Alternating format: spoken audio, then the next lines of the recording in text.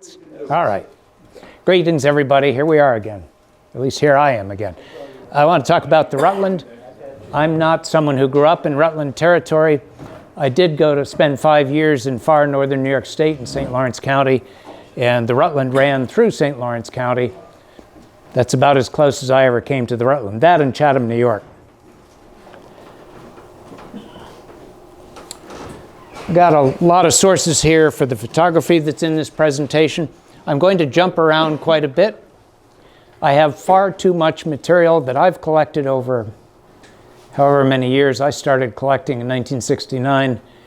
I started collecting and swapping slides and negatives in high school in 1972. One of the people I started with, Joe Quinn, I'm still collecting from. And he's 80-some years old and lives in Florida now. I've got easily 100,000 plus negatives and slides of my own, plus everything I've collected. So lots of people on this list that have images in this presentation. Some dates regarding the Rutland.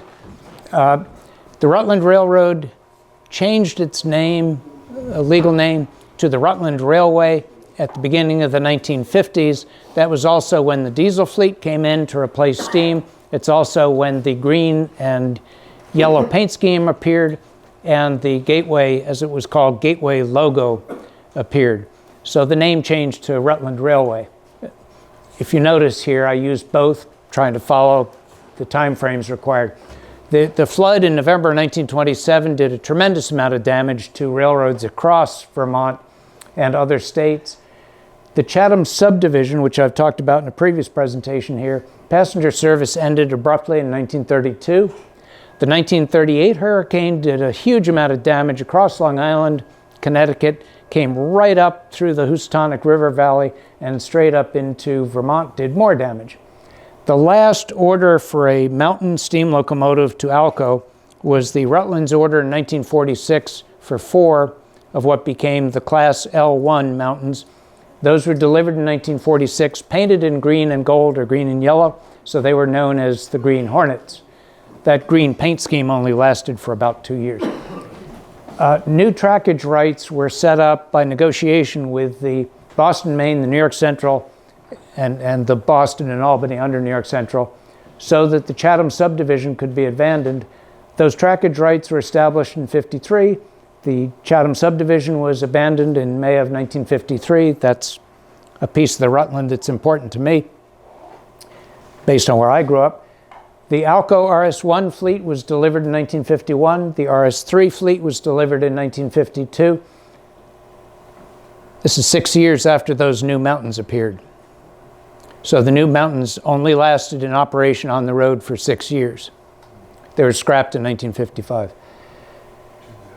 The only locomotive, diesel locomotive that the Rutland had that was not an Alco was a GE 70-tonner. That was bought for switching in Rutland Yard, and that was numbered 500. There was another union strike on the Rutland in 1961, and this was the cause of the demise of the Rutland Railroad. Now, there are certainly plenty of other conditions that were underway. There had been efforts in an organization, Save the Rutland organization, lots of publicity, even whatever you call the license plate hangers that you bolt onto your front license plate that said Save the Rutland. A lot of effort in the communities along the lines of the Rutland because the Rutland was in such serious trouble. The union strike led to simply the complete shutdown of the railroad. So for 2 years, nothing moved, and the railroad is entirely abandoned in 1963. That led then to the purchase by the state of Vermont of much of the right-of-way of what had been the Rutland, not all of it, but much of it. And that was a first in the United States because it was generally considered to be absolutely incredible that any government agency would attempt to do such a stupid thing as buy a railroad right-of-way or even put up money to support a railroad. It was the first in the country, and the governor of Vermont lost his job. That is today the Vermont Rail System, which started operations very early, January 1965, I believe, as Vermont Railway, and today it's Vermont Rail System. And as Mal had said, doing very well. Booming, perhaps you might say. Those are the primary dates for this century that have the most impact on operations. I want to start with some photographs. This is one that I don't believe has been published anywhere. It's a Kodachrome transparency that I bought. In my view, an absolutely gorgeous view. It's probably the single best image that I have in my collection. This is at Petersburg Junction, and this doubleheader is on the Rutland-Chatham subdivision, crossing the Boston-Mainz-Fitchburg division, so the double track at the time, Fitchburg. It may not look like it, but this is the B&M's eastbound track. The westbound track is on the other side. The Rutland is crossing on a diamond. The station is behind, and you can see signals here, but notice also the brakeman on the roof, something we don't see anymore. Yep. Well, outside braced wooden boxcar, yeah. The Rutland was not known for a lot of modern cars, not until the 1950s. Here's another transparency. This is the Petersburg Junction station, obviously not in very good condition at this time.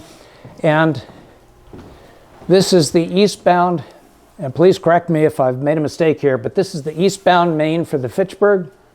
The westbound is on the opposite side. Here you see the Rutland's water tank, and this signal is the Rutland's approach signal for the diamond being over here. This house is still here.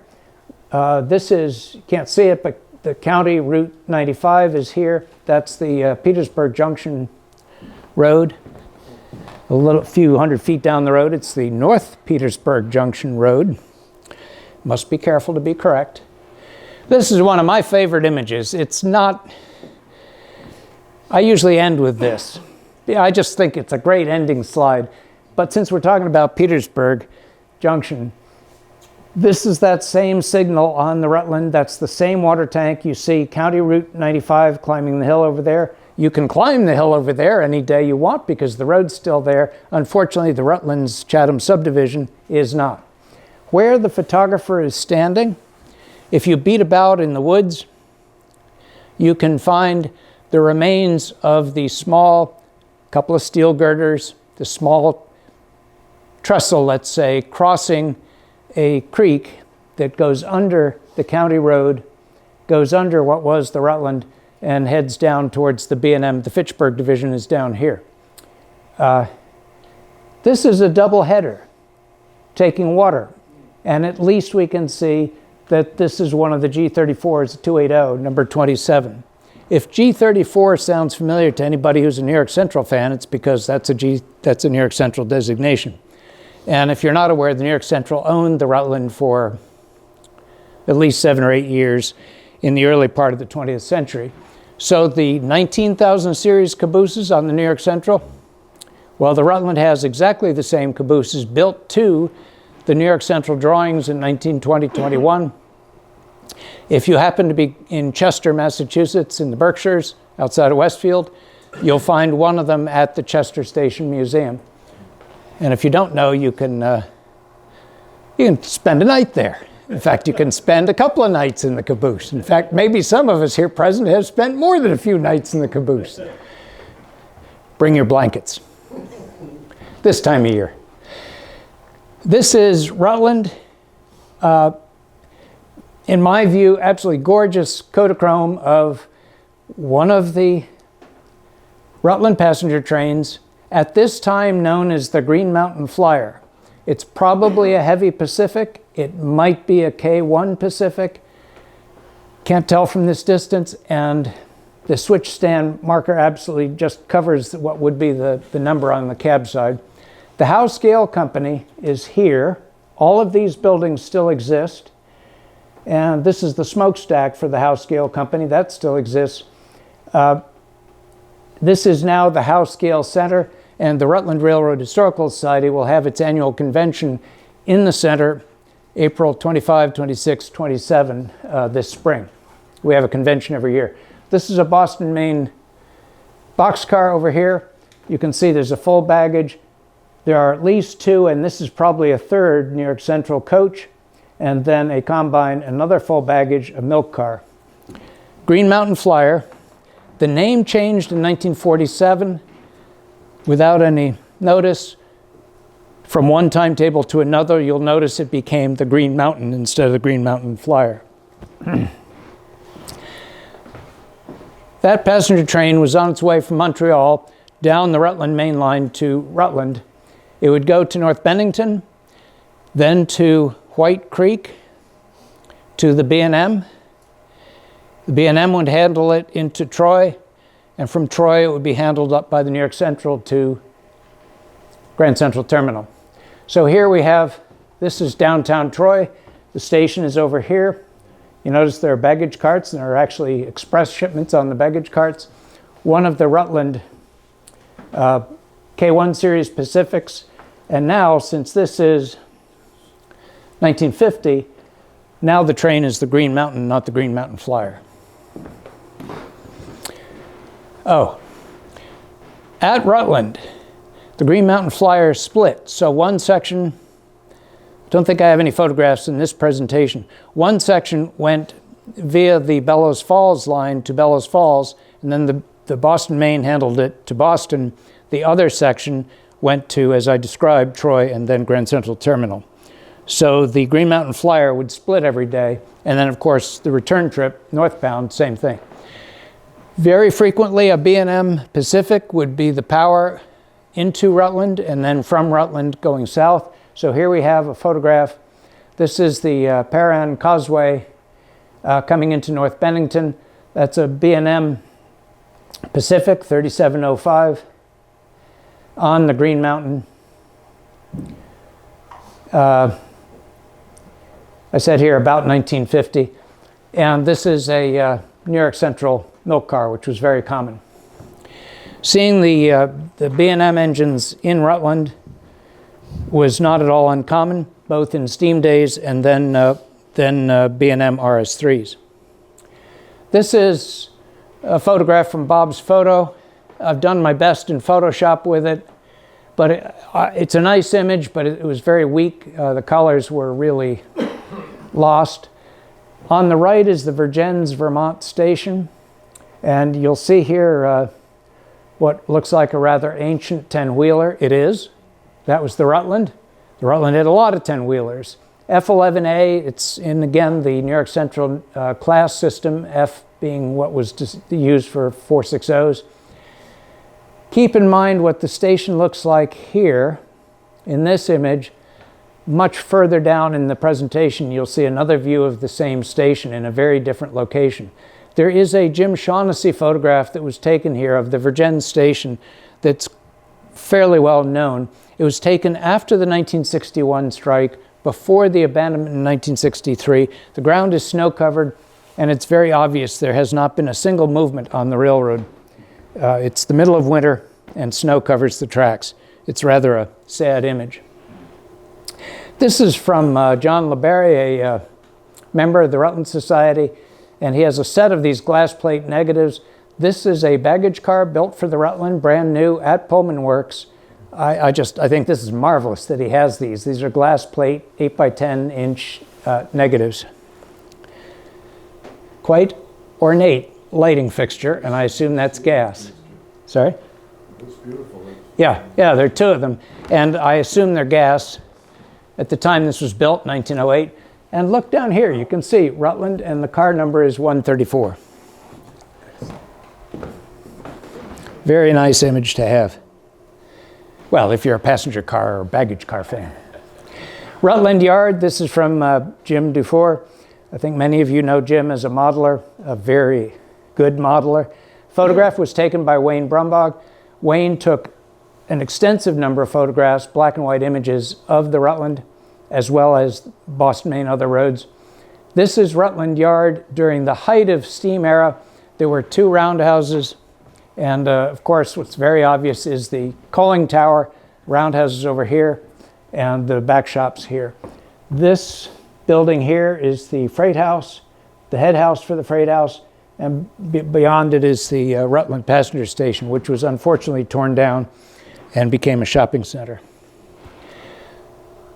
This is courtesy of Miles Gedden, who's here. Miles, there you are, back there. This is an Alan Thomas photograph in Miles' collection. I just wanted to point out, the Delaware and Hudson ran from Whitehall, New York, into center Rutland, which is west of Rutland, and then into Rutland and into the Rutland Yard.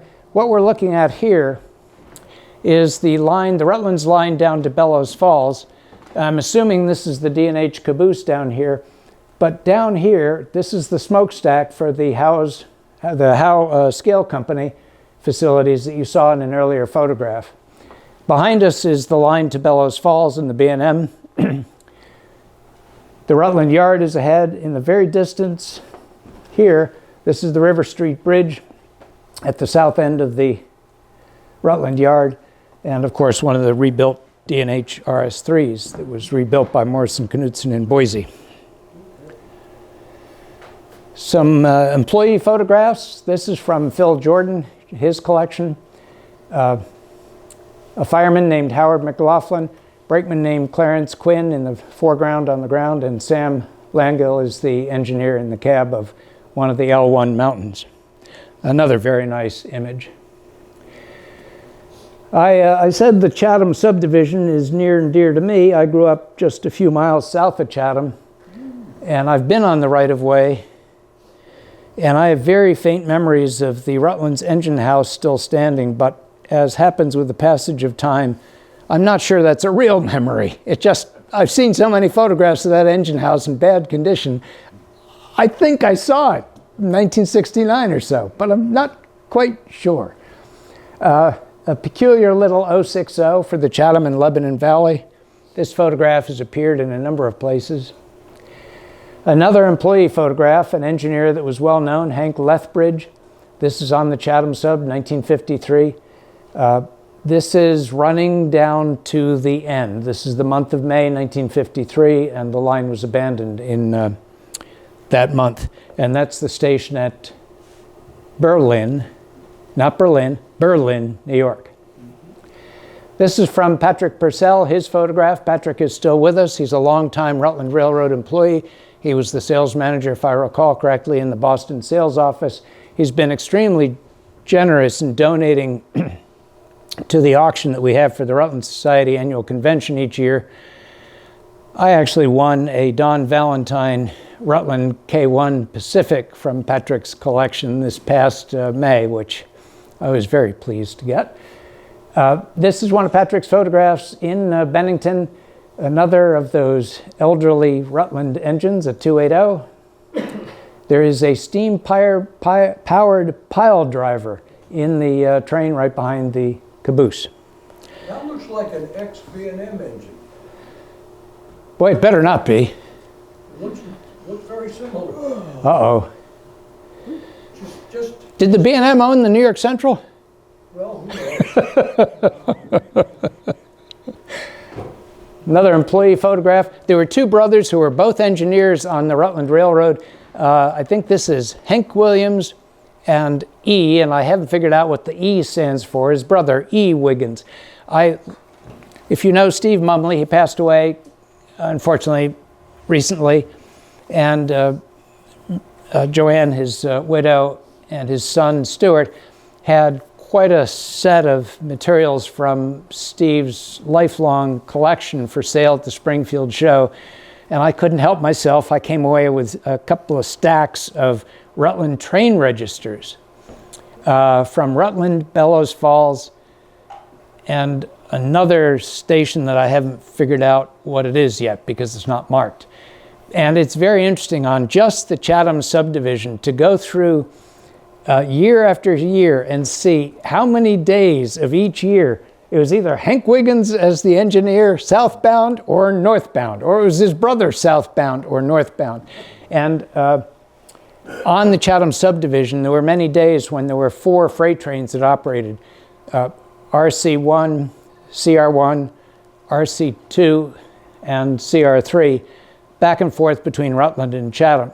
And even though the subdivision was abandoned, which you might think meant there was no traffic, the fact is there was a considerable volume of traffic, even up until really the end of the Rutland, the union strike in 1961. And I say that because some of these train registers, what I'm doing is compiling some of the information to build a picture of how many cars northbound, how many cars southbound, how many loads, how many empties. It's at least to me, it's quite interesting to see. But I laugh to see the number of times the Wiggins brothers show up. This is a John Krause negative. Did I say that? Oh yeah, I said that, okay. John Krause is a fairly well-known photographer of railroads in the United States, especially narrow gauge across the country, and especially in Colorado. But he seemed to go everywhere. I just can't believe how many places he went. And he was not careful with his negatives. These are medium format black and white negatives. They're, generally speaking, many of them are in pretty rough shape. It's as though they got thrown down the back stairs and walked on. So a lot of time in Photoshop with each one, hours in some cases, trying to clean them up. But what a magnificent image. One of the heavy K2 Pacifics on a milk train, and you can see the milk cars immediately behind the tender, and the engineer giving his friendly wave. By the way, that's a milk tank car behind the tender. Yes, Oh, okay. right. Yep. Yep, pretty common. This is George Corey, just passed away recently, unfortunately, and George was just absolutely wonderful. You all know there's a Central Vermont book coming? It's out. Is it out already? Oh, good, all right. It was out at Springfield. Oh, it was, all right. I know Jim DeFore was working very hard with George on getting everything together for the book. I'm glad to hear it's out. I need to get a copy. George was an absolutely wonderful person, and when I would ask him if he would be willing to supply some of his negatives, some of his scanned negatives, he was doing his scanning himself in his 90s, yeah. And he did a great job. And his negatives were so well kept. Not a scratch. Beautiful scans. Okay, I'm a photographer, can you tell? And he used Photoshop to take Oh, yeah, the scratch yeah. out. Yeah, he was great. 8 and 9. Doubleheader at Center Rutland. So Center Rutland is where the D&H line from Whitehall came in to interchange with the Rutland at Rutland Yard. And in this case, it's a Consolidation and a Mikado, April 1950. George was also really good about notes for his negatives, which is really appreciated. One of the G34s, double heading. There's a second steamer in there somewhere. You can see the column of smoke near North Clarendon, 1940. I was going to put a map in, but I didn't get to it. I'm sorry. Another well-known photographer is Donald Furler, and he donated, well, his son, Alan, donated all of the negatives to the Center for Railroad Photography and Art in Madison, Wisconsin. And they are also impeccable images. He was incredibly careful about how he set up his photograph. And he also took notes and took very good care of the negatives once they had been processed. So to give you some idea of some of the classes of Rutland steam locomotives, here's another of these 10-wheelers. Sorry, got excited. Hiccups. Number 53, this is in Rutland, I think, but don't know for sure. This is one of the brand new L1 Mountains, number 90, the class engine, delivered in 1946. The credit, I believe, is to Edwill Brown, and this also appeared in one of Nimke's volumes. I am going to suggest, since this is approximately 1946, that this locomotive is here in green with yellow lettering and numbering. There are not a lot of clean, sharp images in color of these four engines in that paint scheme. Here is number 90 on display in Rutland. So this has to be roughly early summer, 1946. There's another image here too. It looks to me like the Rutland is so proud of this engine that they've tied up their principal passenger train tracks at the Rutland station, which you see behind. And the wooden steps are built right over the second track. So what happened? Was there no passenger service that day? I can't explain. Here's the other photograph. Gorgeous image of a brand new locomotive. And in the other photograph, the first one, what are these three kids doing? There's the young boy here. It must be his older brother standing behind him with his hand on his shoulder. And either that's another kid or maybe that's the father clowning around in the cab of the locomotive. We got to have a little fun. Okay, this is the Rutland passenger station, and those are the station canopies and the main tracks. So I think this gives you a good idea of what I was saying about creating a little congestion in the station. Here is number 92. This is October of 1948. It may be that this engine is still green, but I suspect by the cleanliness of the smoke box that by now it may have been painted black by the railroad. And the thinking is that the green proved to be just too difficult to keep clean, and the railroad, having abandoned the use of engine wipers at the beginning of World War II, wasn't about to spend a lot of time cleaning locomotives. This is a Wilbur Frey model of number 90, and that gives you at least an approximate idea of the striping, the yellow striping, and what the locomotive looked like in the delivery paint scheme. There's been a lot of discussion about what exactly was that green color and who made the paint. And if you find back issues of the Rutland Society magazine, you will find a couple of rather extensive articles talking about how to identify what exactly was that color. Bruce Curry, the previous editor, also had an article in Railroad Model Craftsman, gosh, quite a number of years ago now, maybe 1979 or so, where he had an HO scale brass model that was painted in green and yellow. Maintenance away equipment in Rutland. X160 is the heavy crane.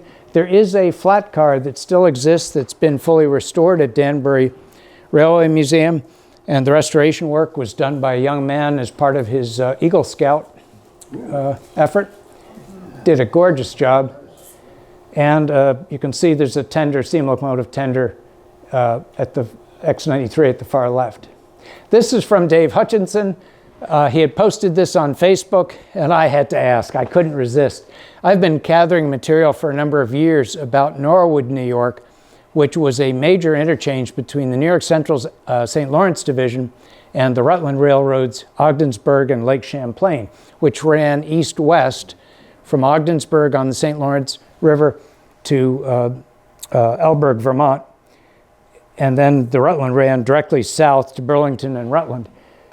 This is a spectacular image. Love it. That's the New York Central Station on the right in Norwood. You can see signals in the far distance. So the Rutland crossing is down here. A Rutland 77 steam locomotive. And what I like especially is the stack of milk cans. Now, I don't know whether those are loads or empties, but I'm guessing they might be empties because they're positioned at essentially the road side of the loading platform, not at the back. And they're out in the sun, right? Yeah. Say again? It looks like in the middle of summer. I would assume they're empty. Yeah, I'm hoping they're empty. Either that or they're going to make chocolate milk. I did a presentation at the beginning of January for the Exeter, New Hampshire Historical Society on the development of milk trains, and this is for the general public. So a lot of the presentation content was about what did the development of the milk car and the milk train mean for health reasons in major cities. And I focused especially on New York City because Columbia University had done a public display, a public exhibit that had a lot of detailed information. In 1830, just quickly, in 1830, 1 out of every 2 babies in Manhattan, in New York City, died before the first birthday. 1 out of every 2. By 1900, it was a lot better. 1 out of 5 died before the second birthday. What made the difference? Development of commercial ice harvesting. First thing, started by a man in Boston who became known as the Ice King. This is going to sound nuts. He got a bunch of guys together. They harvested ice on a pond in Everett, or I've forgotten. He loaded a ship and sent the ship to Jamaica. He was in Jamaica the previous summer, and he was pissed off because he couldn't get ice cream. He built the first commercial ice harvesting business. Why do I mention that? Why is that important?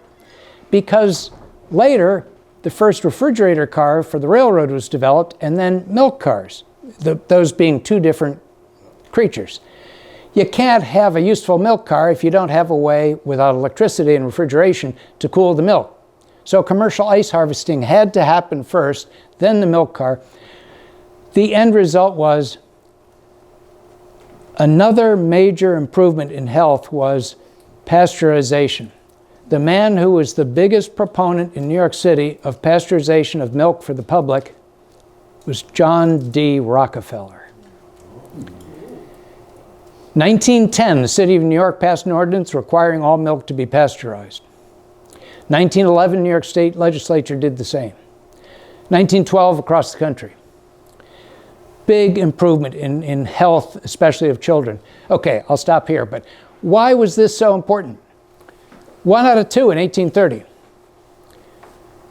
If you were very well-to-do, you would have perhaps a cow, because every house, every building had a stable. It was the era of the horse and buggy. If you were in a tenement house on the 5th floor and you were a young mother with a baby, you didn't have any access to milk other than your own. Someone in the audience asked me, well, why would you need milk? Well, because not every mother is able or wants to deliver milk to her baby. For a lot of decades, it was not fashionable to breastfeed your baby. It's called a wet nurse. Yeah, so you got a wet nurse. But you had to buy milk in that case. And the milk on the street was called swill milk. The swill milk scandal, does that sound familiar? It was bluish in color, heavily watered down. It had plaster of Paris in it. It had lye in some cases. It had a variety of additives to bulk it up and make it look like it was really milk. And it was loaded with bacteria. Having fresh milk coming down, and especially on the Rutland. The Rutland had the longest milk route in the country. Ogdensburg, New York, to Alburg, Vermont, all the way down to Chatham, to the New York Central's Harlem Division, down the Harlem Division to Mount Vernon, to Mott Haven, and then down the west side of Manhattan. Milk cans in milk cars, and then ultimately tanks also, but still lots and lots of milk cans. Okay, having the milk cans clean was an issue. So seeing these out in the sun, I fully agree. You don't want those to be full of milk. That was a long sidebar, wasn't it? This is another John Krause negative. This is 1950, maybe, roughly, towards the end of the steam era. This is from inside the Rutland engine house in Rutland. I'm a photographer. I love that stuff. It's just great. Mikado number 36. This is another Donald Furler negative. And we have permission to use these for the magazine. There's been a lot of debate about what the location is here, but the general agreement was that it was somewhere south of Proctor, Vermont. Of course, it doesn't look much like this today because there are a lot of trees. Another of the Donald Furler negatives, Mikado 36. This is northbound, also believed to be south of Proctor. And another one, Mikado 31. There are 25 cars in the train. There's also a speeder. And it looks like the crew. It's hard to tell, but way off here in the distance, looks like there's a speeder pulled off, the crew's standing there, and that's Vermont Route 7, State Highway 7, just on the edge of the film.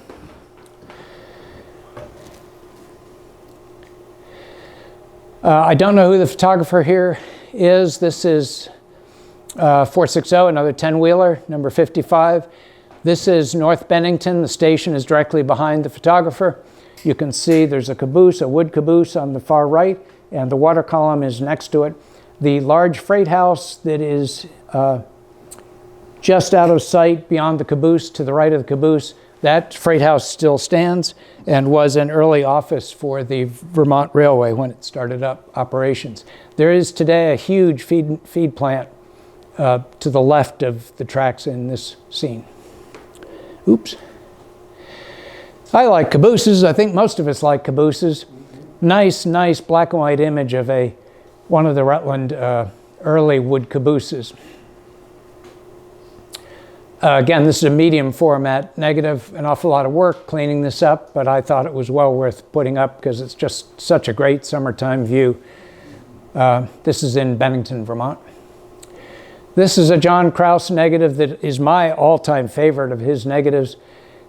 This is the World of Mirth Carnival train, double-headed RS3s coming south from North Bennington, Rutland, North Bennington, in 1952. And I have been cautioned, this is not a circus train. It's a carnival train. Get your facts right, kid. A carnival train, no animals. Circus train, animals. The B&M would not handle it unless they prepaid the move on the B&M. Is that right? Because their cash flow is so... For the B&M or for the Rutland? For The Rutland. World of Mirth. Oh, for the World of Mirth. Oh, all right, okay. The World of Mirth lasted for quite a long time, though. It was in the 60s. Yeah. A lot of circus trains had disappeared, a lot of railroad circuses had gone out of business by then. But the World of Mirth continued. Yep. Do you know the term railroad circus? Originally, circuses were all horse and buggy, mule. When the railroad came along, like a lot of other things, the railroad was a great development for families and people who owned circuses. And so those that then traveled by railroad became known as railroad circuses. You didn't get stuck in the mud. Jim Shaughnessy photograph at Stephentown. I've used this before here. This is one of the RS1s stopped on the Chatham subdivision. The crew is loading or unloading into the station. You can see that there's a crewman standing on a gangplank there for the station. That station was torn down fairly recently, just 10 years ago. It was a shame. It was very close to, there's a county road that crosses directly behind it. Notice that there's a house track on the left, but there's also this peculiar track that swung around behind the Stephentown station and out of view to the right. You can't see it here, but originally there was a turnout that went over to a two-track engine house that was way out of sight, not in this image. The Chatham subdivision was abandoned in 1953. The contractor that was hired came from Houston, the commercial construction company, and this is one of their trucks and a small crew doing the evil deed. It's a Howard Towsley photograph from the Rutland Railroad Historical Society collection. This is just west of Bennington, and the station, the crossing here was known as Anthony's Crossing. And the Chatham and Lebanon Valley was one of the names for the Chatham subdivision. The Rutland was actually quite active with a lot of advertising and advertising materials. At one point, the Chatham subdivision became known as the New York, Boston, and Montreal. Wasn't a very good idea for how to get to Montreal. Way too many hills and curves. That didn't last long. Here are some examples of some of the logos the Rutland used. The round black Rutland was the common logo used through the 40s and up to 1950 or so when the Gateway logo appeared. The one in the upper left is very old, very ornate. And this is a broadside that I have in my collection. This is a long New York Central. It doesn't fit on my scanner, it's so long. But it's a long New York Central broadside advertising for these two Winter Carnival specials in 1939. And the pricing is just outrageous. A drawing room for $13.65, but an upper berth for two people for $3.20. Pretty good prices by today's measure. But Well, that would be Carl's you're gonna correct me, I know. wrong with that. I just happened to You did that the last time. because my folks up bought a store and had advertising with these kind of prices. Yeah. And it's like a multiplier now of 22. 20, yeah. So it's like $75. But that's from 1920, isn't it? The multiplier of 20? The multiplier in 2020 was 20. But from what starting year? So I'm starting in 1939. Oh, from 39? Oh, all right, that's even later. Yeah, because isn't that the date on this? Yeah. Well, last time you corrected me, and I thought was a 1920 I price. corrected you about something about that too, who knows? I'm going to get down under the table now. I'm going to dodge the tomatoes. Dad has told me about 20-cent gasoline in the 30s. The 20 cents was a lot of money then. Well, that was Yeah, oh yeah. gas, Yeah. I mean, I remember seeing 29 and 31 cent prices when I was 8 and 10. I paid for that in like 1973, just before the embargo. The cheapest gas in Charlestown was 27.9 in 1962. Was it? All right. Cheapest gas station in town, I worked there. We can probably talk about this subject all day. The Rutland did something very odd. It ran these excursions, one each of 4 years, 48, 49, 50, 51. They were sponsored by the Chatham Exchange Club, and there are exchange clubs all over the country. There's one in Newburyport. I live in Amesbury, and there's one in Newburyport, I know, or there was. The Chatham Exchange Club ran these excursions once per year, and they were a huge party. The idea, if you see Gay 90s excursion, the idea was people came dressed up in 1890s apparel. And boy, a lot of people did that. And there were two cabooses on at least one of these annual trains. There were two cabooses on the end of a string of passenger coaches. And in some of the photographs, there are people in full-length dresses, women hanging off the back platforms of the cabooses, hanging out the windows. Here's one of the Exchange Club trips. This is with one of the mountains. This is, this is the last one, 1951. And this is in Chatham. The Chatham passenger station for the Rutland is to the left. And this is Park Row, is the street that the train is about to cross. The yard known as the West Yard with the Boston and Albany is behind the train. So the rest of the train essentially is still back in the Rutland's West Yard. I like RPO marks, and I've done a couple of articles about RPO on the Rutland. And to my astonishment, of course, after I finished those two articles, I find there were two books, hardcover books published that include every RPO mark in the United States, 2 volumes filled with RPO marks. Those books are from, I think, the 1870s. Oh well. Here's another one from Chatham in New York. This would have been on the Harlem Division of the New York Central. This one's from 1942. And if you ever wonder, where did milk cans come from? I came across this little oddity, just a nice little bit of paper, but I just got a good chuckle out of it. Here's a man who manufactures and sells milk cans. Oh, and tinware, and stoves and pumps. This is 1891 in Bangor, New York. You might wonder, where in the world is that? That's a tiny little hamlet on what was the Central New England Railway. The Rutland ran through some difficult territory. I can vouch for the time I spent in St. Lawrence County, northern New York State. The average snowfall was in excess of 200 inches a year. And this winter, 2 weeks ago, there's a tiny little town of Copenhagen, New York. They were at 257 inches so far, and they had another storm coming. This year. That puts snow up to the top of your second floor windows. Love it. Best winters I ever saw. Here's the Chatham station on the right. The B&A station, the H.H. Richardson station on the B&A that still exists in Chatham, is not a Union station, although people would call it that because of the Rutland. It's a Union station because of the Harlem and what was built as the Hudson and Berkshire and became the Hudson branch of the B&A. But the Rutland had its own station, separate. Another employee photograph, an engineer and a fireman. This is on one of the K-1 Pacifics from Phil Jordan.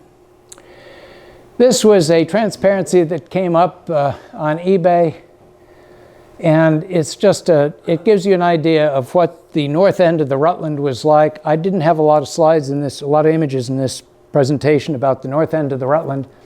That's Lake Champlain. This is what's known as the Causeway. It's northbound empty milk cars on the Rutland Milk heading to Alberg, Vermont, way up on the Canadian border. And then it'll go west, straight west, due west. I mean, just a straight line across the top of New York State. And the Causeway was built in order to connect from Burlington to get to the islands in the north end of Lake Champlain. And then there was a long wooden causeway, which I didn't include in this presentation, but there was a long wooden causeway that was shared with the Central Vermont over to Rouse's Point. Being Vermont, marble. Lots of marble used in the construction and the maintenance of the causeway. The causeway today is a marvelous hiking, walking, and biking trail. This is a Jack Tone Kodachrome. Jack worked for New York's Metropolitan Transportation Agency for a number of years. Noah Kaplan, who worked for him at the MTA, scanned these two slides for me, and I have permission to use them. This will give you an idea of what the Rutland looked like in the very early diesel days. An RS1, the class engine, number 200. An RS3, second order, number 208, sealed beam headlights. 205, also with sealed beam headlights. And way back here is that lone GE 70 tonner. And the engine house is here, the coal tower is here. Okay, this next one. I don't know that anyone's ever seen this before. This is another Jack Tone Kodachrome. This is Brandon, Vermont. There is a building in there somewhere today, but you would never know that it was this gorgeous, architecturally gorgeous brick station. There's another one just like this in Chester, Vermont. Look at the deep. Yeah, that one still exists. Sorry. It looks a little bit like Chester, yeah. It looks very much like Chester, not a little bit. Okay, sorry, I got enthusiastic. Notice all the trim just under the roof line, and the arch and the brick is arched around those windows that we can see. You see the Brandon station here? That was typical Rutland Brandon station sign. Green lettering on a white field, or later green lettering on a yellow field once the diesel era set in. There were recently some of these station signs for sale at Brookline, New Hampshire auction. Train order board still in place, an RS3 and a milk car. Beautiful view of this station. I have never seen a photograph of this end of this station before it was absolutely destroyed by whoever rebuilt it into some sort of warehouse.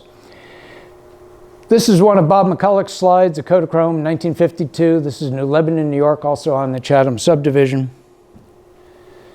And here's an example of what the green and yellow paint scheme looked like on the cabooses. The Rutland got pretty carried away with the repainting in green and yellow, and this is what's referred to as the Gateway logo. That was the new logo that was eventually applied a year or two after the diesels were delivered. That logo then also ended up on the cab sides. You can see the class engine for the RS3 fleet, number 200, just peeking around the back end of the caboose. And you'll see that's the first order of RS3s, so it's got a single headlight, bulb headlight, not a sealed beam. Come on. There we go. I really like this photograph.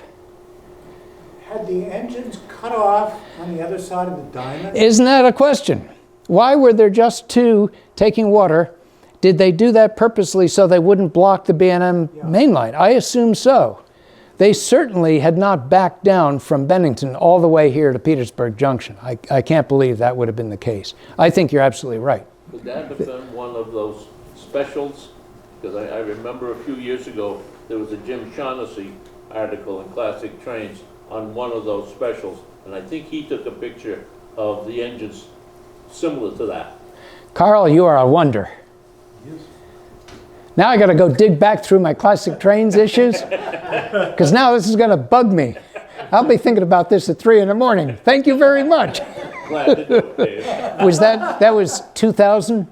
There was an issue in 2000 that had a really nice map that was drawn by the man who just passed away, who was doing maps for the Kalmbach's This would publications. have been after the Shaughnessy files came in. Yeah, I didn't yeah, get classic trains early on at the, my guess is this was probably around 2014 or Okay, 15. all right, okay, good. So I don't have to go back so far. All right, good. Vermont Railway, what we know today is Vermont Rail System. One of the RS1s repainted in a striking paint scheme, and it's an excursion. Rick isn't here today. He'd be salivating. I thought he would want to comment on those passenger cars. And look at that lovely modern Rutland gondola. Absolutely marvelous modern piece of freight equipment. The Rutland had a whole string of those. They did finally buy new gondolas, steel gondolas. Hans Raum unfortunately passed away also just recently. He was for almost 40 years, he was the librarian and archivist for the Middlebury College Library. All of the Rutland Society archives are at the Middlebury College. This was his photograph of the first day, the inaugural run of the Amtrak Ethan Allen Express. Ethan Allen Express coming through Middlebury. There was an extensive rebuilding program here that went on for a very significant amount of time. So all of this track has been torn out and rebuilt. You see new concrete walls. Now there is a tunnel here under the center of town rather than what had been two separate bridges that were in very bad condition. Downtown Middlebury was essentially shut off while this whole project, State of Vermont AOT project, was going on. Very extensive work. And that was all preparatory to this inauguration of the extension. And I say extension because the Ethan Allen ran from Grand Central to Albany and then up to Rutland, but not beyond. Now there's service to Burlington and back every day.